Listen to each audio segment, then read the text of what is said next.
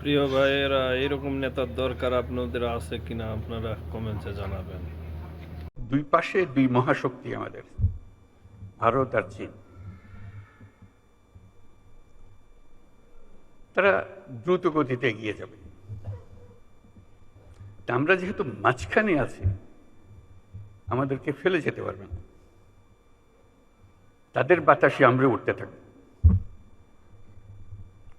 সেই থেকেই আমার বদ্ধমূল ধারণা বাংলাদেশের ভবিষ্যৎ অতি চমৎকার, তার অবস্থানের কারণে। তখন দুই জায়ান্টের কথা বলেছিলাম, দুই মহাশক্তি। এখন আর দুই মহাশক্তির কথা বলি একই সঙ্গে, চার মহাশক্তি। আমাদের কি অপূর্ব সুযোগ! আমাদের সামনেই বিস্তীর্ণ মহাসাগর, আমাদের উপকূল ভূমি, সাগরের সঙ্গে আমাদের লাগোয়া উপকূল।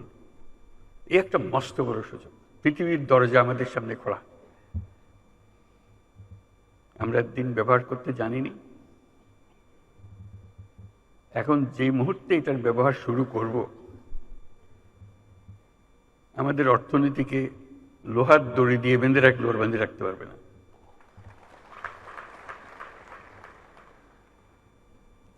এবং আমাদের উত্তরে হলো সে বিখ্যাত হিমালয় পর্বতমালা, যেখানে জমে আছে আমাদের যাবতীয় শক্তি, হাইড্রো পাওয়ার। কত শক্তি দরকার বাংলাদেশের, এখানে সব জমা আছে, হারিয়ে যাচ্ছে না, শুধু নেবার অপেক্ষায়।